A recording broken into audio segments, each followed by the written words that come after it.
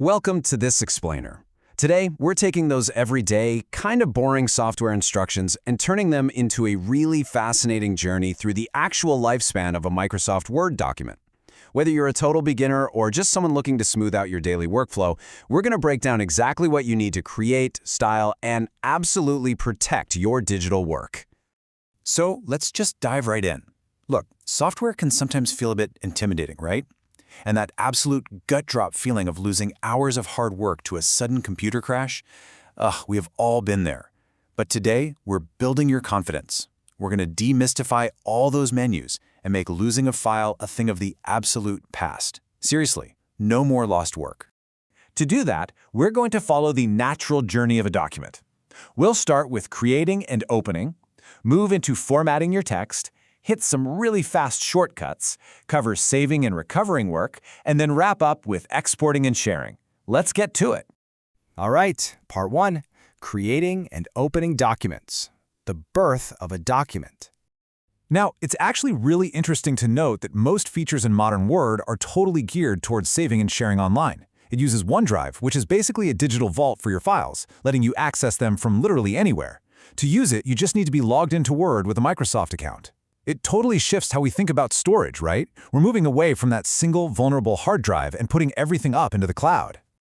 When you're ready to kick off a project, the Backstage view gives you two main paths. You can absolutely click Blank Document and start totally from scratch. But hey, if you want a polished, professional look without doing all the heavy lifting, templates are an unbelievable shortcut.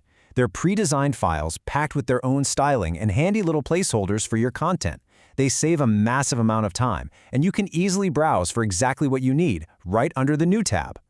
Now, if you're looking to open a document you've already started, Word has this phenomenal trick to keep your workflow incredibly fast. Under Recent Documents, you can actually pin the files you use all the time. Just hover your cursor over the file name, find that little push pin icon, and click it.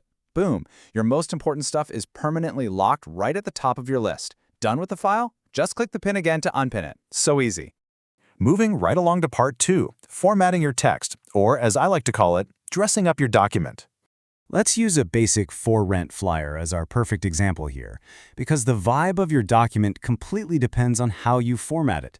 Using the font and paragraph groups on the Home tab, you can instantly grab someone's attention. Think about it, scaling up to a massive, bold 48-point font, previewing some cool theme colors, or using the Change Case command to make a title all caps without retyping a single letter. You can even slap on some bright neon highlights to mark draft sections that you need to double-check later on. And just look at how a simple alignment tweak completely changes the game. When you highlight your text and switch the alignment in the paragraph group from your standard left align over to centered, your flyer instantly transforms. It goes from looking like a hastily typed note to a legitimate, professional advertisement.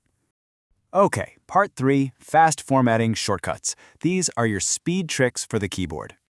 Listen, instead of constantly hunting for buttons with your mouse, you've got to use these rapid-fire keystrokes. Just highlight your text, hold Ctrl and press B for bold, Ctrl I for italic, or Ctrl U for underlined. It is lightning fast and ridiculously efficient. And the best part? If you change your mind, just hit that exact same shortcut again to undo it. Press Ctrl U a second time, and that underline vanishes just as fast as it appeared.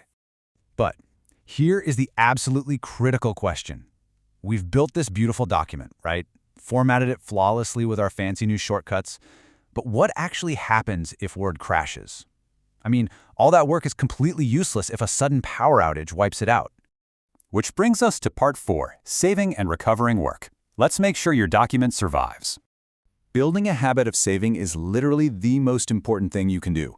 Whether you're a OneDrive fan or not, frequently clicking that Save command, the little floppy disk icon up on the Quick Access toolbar, is absolutely crucial. And we really need to clear up the difference between your two main saving options in the Backstage view. Save simply updates your current progress in a file that already exists.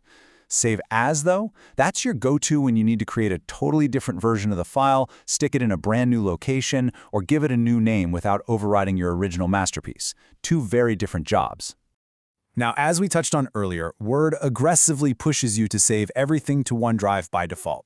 But hey, if you prefer working offline or just like keeping things stored locally on your own PC, you'll definitely want to tweak that setting.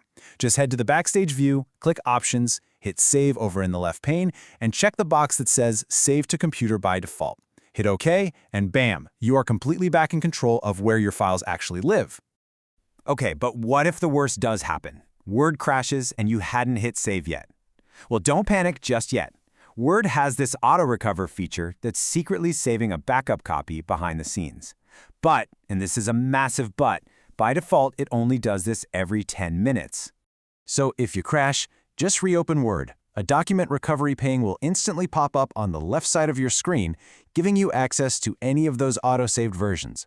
However, keeping that 10-minute rule in mind, if you were typing away for, say, 8 minutes before the power went out, you might just be out of luck.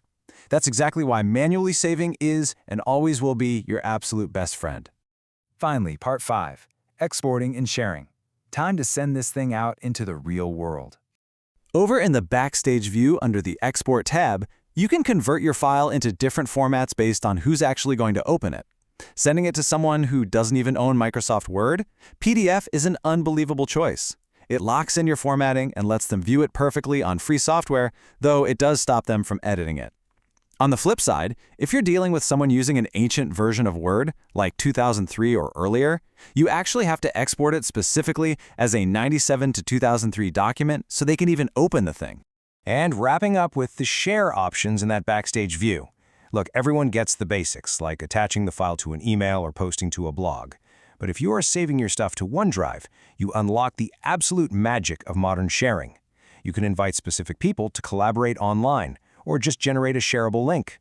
This means you and your coworkers can type in the exact same file at the exact same time. It completely wipes out that terrible headache of emailing 20 different versions of a document back and forth. So, there you have it. How you choose to create, save, export, and share is totally up to you and the unique demands of your project. But armed with these tools, techniques, and killer shortcuts, you are more than ready to tackle any project Word throws your way. Knowing how to protect and format your work is really just the starting line, though. The real question is, now that the software is totally out of your way, what bold new ideas are you going to bring to the blank page?